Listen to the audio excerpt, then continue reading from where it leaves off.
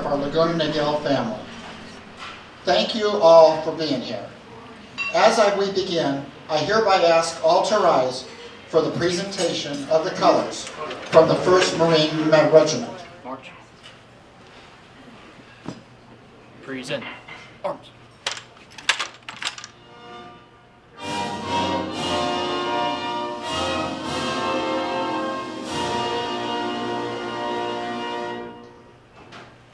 Carry. Arms.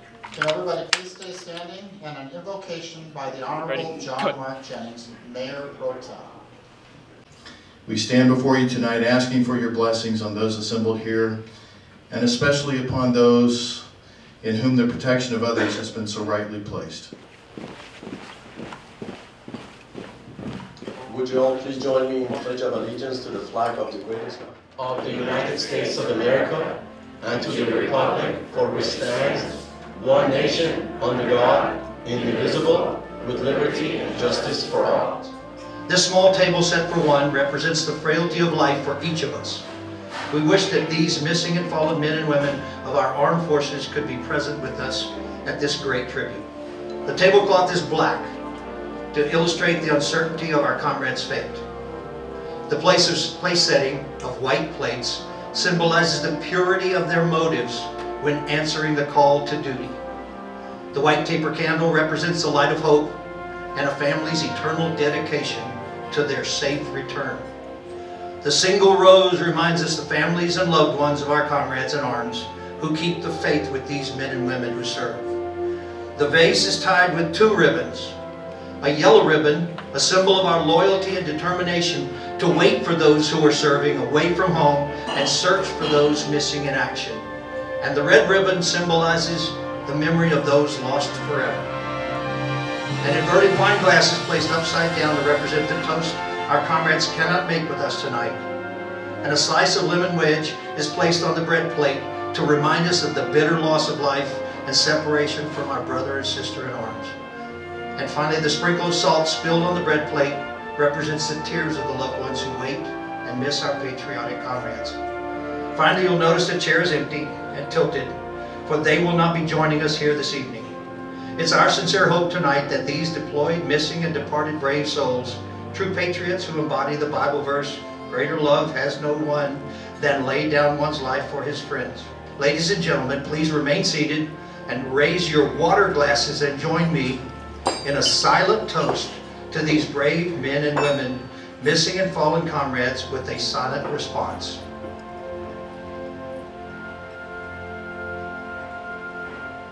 Thank you, Colonel David. It is my distinct pleasure to invite the Honorable Elaine General, our Mayor and Co-Chair of the full committee, to the podium. This evening, we're gathered together to honor, pay tribute to, and express our gratitude to those who served and have served our great country. Our gathering is one spark in the flame of pride that burns across our great nation. And as your mayor, I can say without bias and with great certainty that this pride shines the brightest in Laguna Niguel. Thank you so very much, Mayor General. I'd like to bring up a special guest, one of our founders of Laguna Niguel and our first mayor, Assemblywoman, and also State Senator Pat Bates. Please come up. I am absolutely awestruck with what has happened in our great city, with the leadership that has gone before, and the I think the thoughtfulness to take a look at recognizing those in our community and certainly beyond who have served, certainly as first responders, but beyond that throughout the world, our servicemen and women.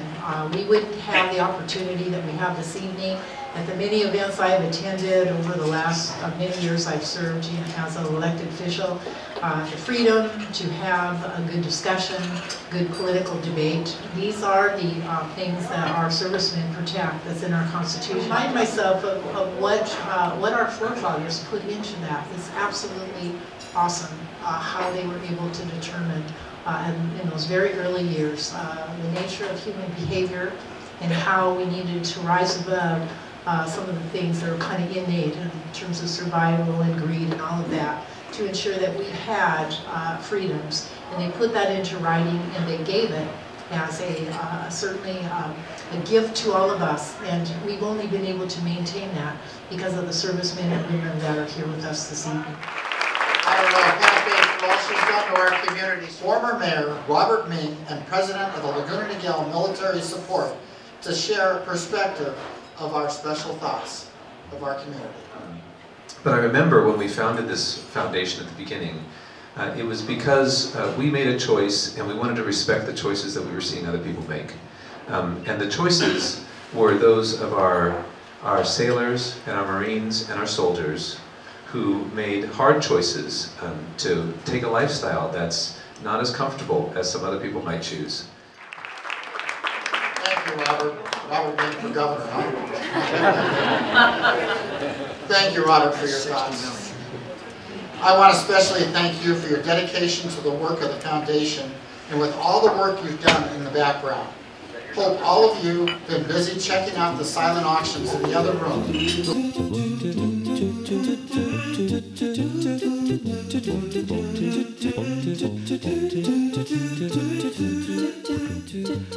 Delivered by our fabulous business community. I wanted to introduce our event committee co-chair, Kathy Khalifa. Good evening, everyone, and welcome. Our main goal to serve the special needs of the military is only assured by the tireless work of the volunteers who keep us running.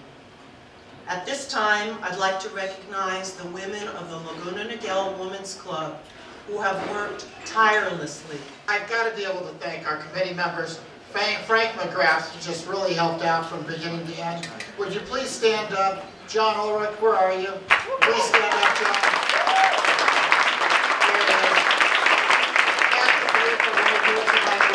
Maynard Raines, where are you, Maynard? Please stand up. And Mike Corian, please stand up. Thank you. And I got to give a special thanks. James Forsythe, where are you? He did the programs for us. No charge doing it for the military. He's from Postal Annex. Tom Gersten, where are you? From Video Reflections. 100%. That's not charging a dime. He's taking care of the military. And thank you, DJ Productions, Connections, for doing this. A really good job. Now, I know everybody's hungry.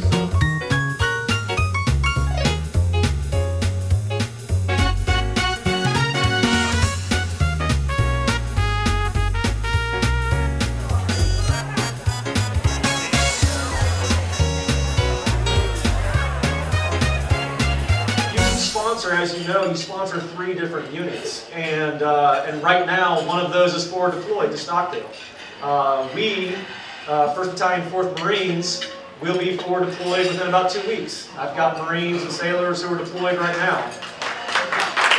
And then the 140th, those guys are kind of always deployed. They're always flying. They're always ready to, protect the state, which they do quite frequently. So thank you to the 140th also. We tried to do some training with these guys earlier in the year, and those wildfires just kept screwing with my training. But we tried, but man, those things were bad this year. But you guys did some incredible work, and so great job for the state of California. The vast majority of my Marines and sailors are very, very young. Young like in their being 18 or 19 or 20. And when you have a baby come along, and sometimes it's more than one at one time, the diapers and just those basic things that you need, they're not cheap, and the military doesn't provide those things. But organizations like this are very important to helping them to get up on their feet, get to those first critical months, and then to stay stable. Because the truth is that I need a stable Marine or sailor in order for that person to do their job. One of the hardest things that I had to plan for our battalion in Iraq was, how do you get the people on our side? How do you get people to realize that we're there trying to do good? Because unfortunately, that just doesn't work out like that. You don't go into a different country and they just immediately believe that you're there to do good. So maybe one of the most important things that I planned and that went off without a hitch was a soccer game. And so it never came full circle for me until an hour ago when we're talking about soccer balls and jerseys. And what I can tell you is that that was maybe the most important thing that we did while we were there, and it took months. It took months for us to plan that.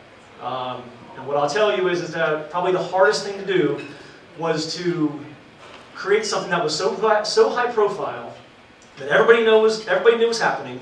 All the good guys and all the bad guys knew it was happening. And to try to find a way to keep it safe. Because something like that either goes really, really well or it goes really, really bad. The people themselves, I don't think they really had an idea of just how much of our forces were out there.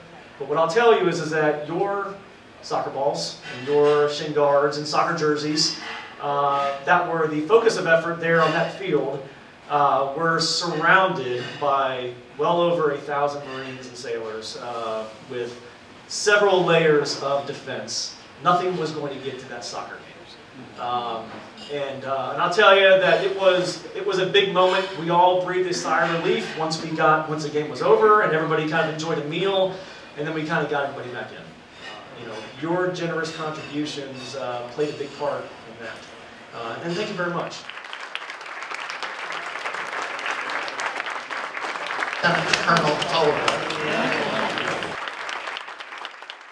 Lieutenant Colonel Tom Potter, commander of the 140 Assault Helicopter Battalion, also known as the Archangels, and please step forward.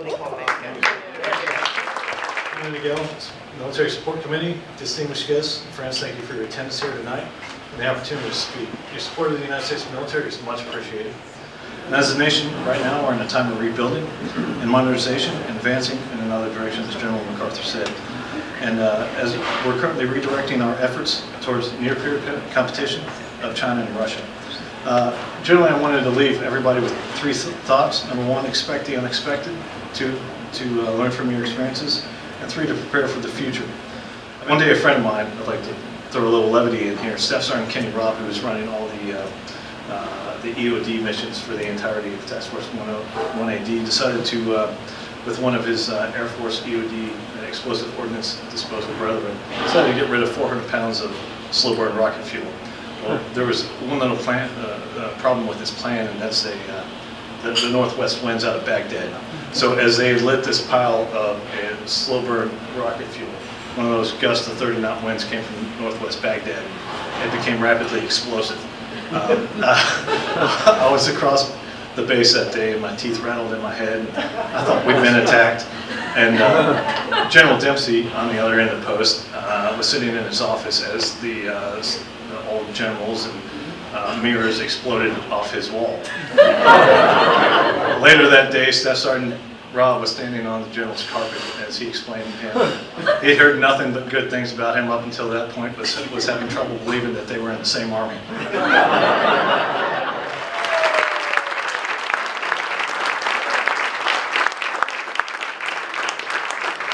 you, Lieutenant. I'd like to acknowledge and show our appreciation to the members of the Stockdale family who have joined us while their loved ones are deployed. Please stand, the Stockdale family, and let us know. Let's give them a big round of applause. Please stand up. Let me bring up Robert Ming for the log auction. Let's all practice. Everybody raise your hand. Susie. Sold! Yes, that's how it works. Okay, good. Very good. If you bought that one. This foundation is not like some other charity that you might see. We don't have staff. We have one bookkeeper who does a little bit of booking for us, and that's it. So everything that you're donating today is going to go straight back to the units. And the units, the commanding officers make requests of us, the things that will help them, and then we help fund them. That's how it works. Most important, before we retire the colors on here, what we're really all here for, let's have all the military, please stand. I don't care if you're with the Stockdale, you're with the 1-4, you're with the Army Assault, please stand.